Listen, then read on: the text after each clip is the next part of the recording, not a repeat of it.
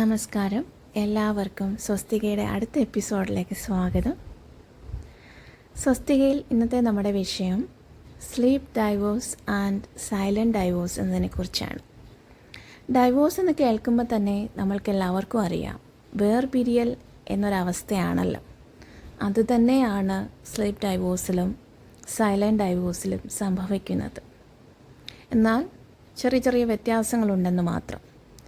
Divorce എന്ന വാക്കുകൊണ്ട് ഉദ്ദേശിക്കുന്നത് വളരെയധികം സന്തോഷകരമായിരിക്കുന്ന കപ്പിൾസ് അല്ലെങ്കിൽ പാർട്ട്നേഴ്സ് ഏതെങ്കിലുമൊക്കെ തരത്തിലുള്ള ബുദ്ധിമുട്ടുകൾ കാരണം ഒത്തുചേരാൻ പറ്റാത്ത പോലെയുള്ള അവസ്ഥകൾ മൂലം വേർപിരിയുന്ന അവസ്ഥയാണല്ലോ ഡൈവോഴ്സ്.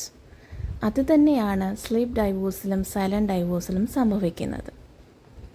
സ്ലീപ്പ് ഡൈവോഴ്സ് എന്ന് പറഞ്ഞു കഴിഞ്ഞാൽ ഒരു കൂരയുടെ അടിയിൽ 2 ബെഡ്റൂമുകളിലായിട്ടോ അല്ലെങ്കിൽ ഒരു മുറിയുടെ 2 കോർണേഴ്സിലായിട്ടോ ഭാര്യയും ഭർത്താവും ഉറങ്ങുന്ന അവസ്ഥയാണ് സ്ലീപ്പ് ഡൈവോഴ്സ് എന്ന് പറയുന്നത്.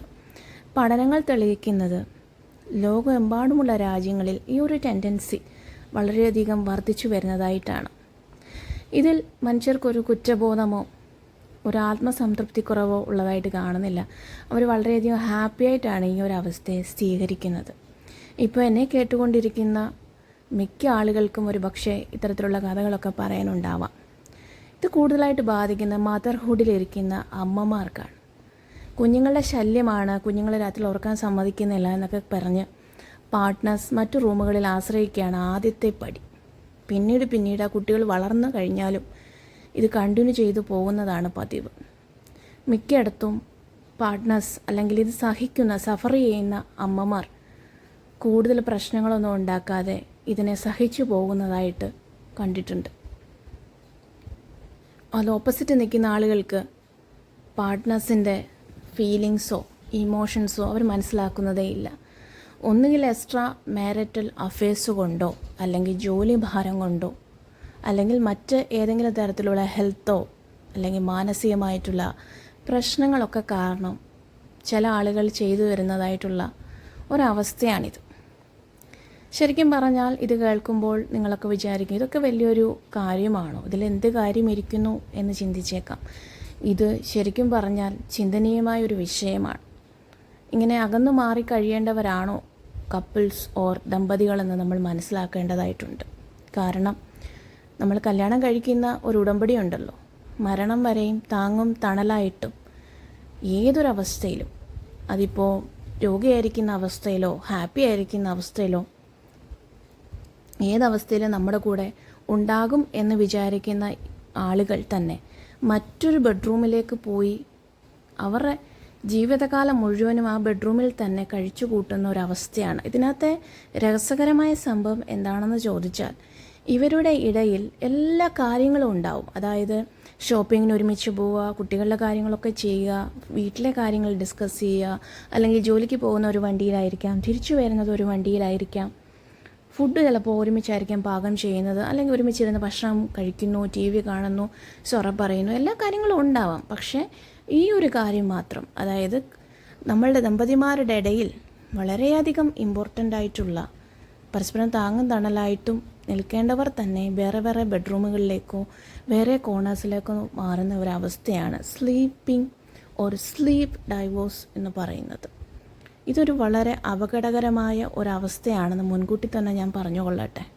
ഇതിൻ്റെ അവസാനം മിക്കയിടത്തും ഡൈവോഴ്സ് തന്നെ ആയിരിക്കും, അല്ലെങ്കിൽ അതൊരു എക്സ്ട്രാ മാരിറ്റൽ അഫയേഴ്സിലൊക്കെ പോകാൻ സാധ്യതയുണ്ട്. കാരണം നമ്മളുടെ ഇമോഷൻസും നമ്മളുടെ ഫീലിങ്സും മനസ്സിലാക്കാത്ത ഒരു പാർട്ട്നേഴ്സിൻ്റെ കൂടെ എന്തിന് വർഷം മുഴുവനും അല്ലെങ്കിൽ ഒരു ജീവിതകാലം മുഴുവനും കൊണ്ടുപോകണമെന്ന് മിക്ക ആളുകളും ചിന്തിച്ചേക്കാം.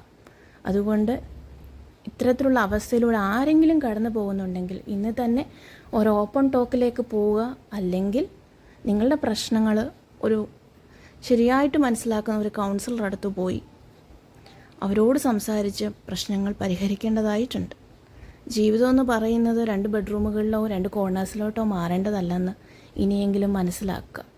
ഇനിയും ഇത്തരത്തിലുള്ള അവസ്ഥകൾ ചെയ്യുന്ന ആളുകളോടൊന്ന് പറഞ്ഞോട്ടെ, നിങ്ങളെ സഹിക്കുന്ന ഓപ്പോസിറ്റ് റൂമിലിരിക്കുന്ന അല്ലെങ്കിൽ ഓപ്പോസിറ്റ് കോർണറിലിരിക്കുന്ന ആ മനുഷ്യരുണ്ടല്ലോ, അവർ താങ്ങുന്ന വേദനയും സങ്കടവും നിങ്ങൾക്കൊരിക്കലും തിരിച്ചറിയാൻ സാധിക്കുന്നില്ല എങ്കിൽ നിങ്ങളവരെ സ്വയം മരണത്തിന് കീഴടങ്ങാൻ വിധിച്ചേക്കാണെന്നും കൂടെ മനസ്സിലാക്കുക.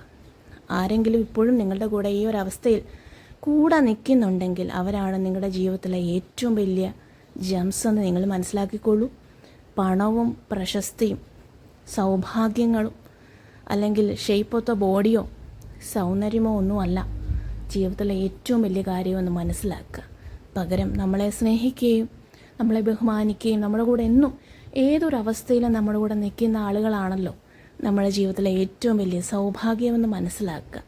ഇത്തരത്തിലുള്ള അവസ്ഥയിലൂടെ ആരെങ്കിലും കടന്നു പോകുന്നുണ്ടെങ്കിൽ നിങ്ങളുടെ റിലേറ്റീവ്സോ ഫ്രണ്ട്സോ അതോ ഇനി നിങ്ങൾ തന്നെയോ ആണെങ്കിൽ മടിക്കാതെ ഒരു കൗൺസിലറെ സമീപിക്കുക.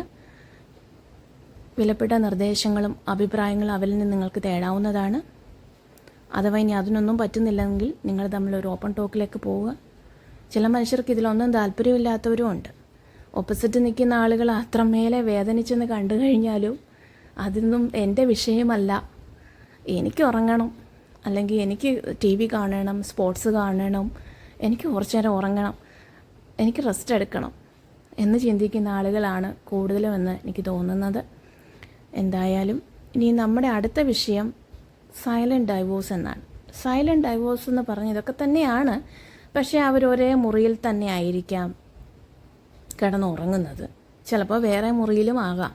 പക്ഷെ അവരുടെ ഇടയിൽ യാതൊരുവിധ അറ്റാച്ച്മെൻറ്റും ഇല്ല. ജസ്റ്റ് കുട്ടികൾക്ക് വേണ്ടി മാത്രമുള്ളൊരു ലൈഫാണ് സൈലൻറ്റ് ഡൈവോഴ്സ് എന്ന് പറയുന്നത്. കാരണം മിക്കയിടത്തും ഈ പാർട്ട്നേഴ്സ് തമ്മിൽ വളരെയധികം മ്യൂച്വലായിട്ട് ഒരു അണ്ടർസ്റ്റാൻഡ് ചെയ്ത് പോകുന്ന റിലേഷൻഷിപ്പുകളാണ്. കാരണം മുന്നോട്ട് ഇനി നല്ല രീതിയിൽ പോകില്ല എന്നുറച്ച വിശ്വാസമുള്ളത് കൊണ്ട് മനഃപൂർവ്വം അങ്ങോട്ടും ഇങ്ങോട്ടും അവോയ്ഡ് ചെയ്യുകയും ഒരു കാര്യത്തിലും അവർ ഇടപെടുകയില്ല. ജസ്റ്റ് കുട്ടികളുടെ കാര്യത്തിലോ അല്ലെങ്കിൽ കോമൺ ആയിട്ട് വരുന്ന കാര്യങ്ങളിൽ മാത്രമേ അവർ ഇടപെടുകയുള്ളൂ. ഇതാണ് സൈലൻറ്റ് ഡൈവോഴ്സ് എന്ന് പറയുന്നത്. അപ്പോൾ ഇത്തരത്തിലുള്ള അവസ്ഥകളിൽ കൂടെ ആരെങ്കിലും കടന്നു പോകുന്നുണ്ടെങ്കിൽ ഇനിയെങ്കിലും നിങ്ങളുടെ തോട്ട് പ്രോസസ്സ് മാറ്റുക. ജീവിതമെന്ന് പറയുന്നത് ഒരിക്കലും മറ്റുള്ളവർക്ക് വേണ്ടി അല്ലെങ്കിൽ മറ്റുള്ളവർക്ക് വേണ്ടിയും കൂടി ജീവിക്കാനുള്ളതാണല്ലോ നമ്മുടെ ജീവിതം. നമ്മുടെ സെൽഫിഷ്നെസ് ഒരുപാട് കൂടി പോകുമ്പോഴാണ് ഈ സ്ലീപ്പ് ഡൈവോഴ്സൊക്കെ ഉണ്ടാവുന്നത്. എനിവേ, എല്ലാവർക്കും ഈ വീഡിയോ ഉപകാരപ്രദമാകുമെന്ന് വിശ്വസിക്കുന്നു. Please like, support and subscribe. Thank you so much. എല്ലാവർക്കും ഒരു നല്ല ഡേ ആശംസിക്കുന്നു. നന്ദി, നമസ്കാരം. Thank you so much.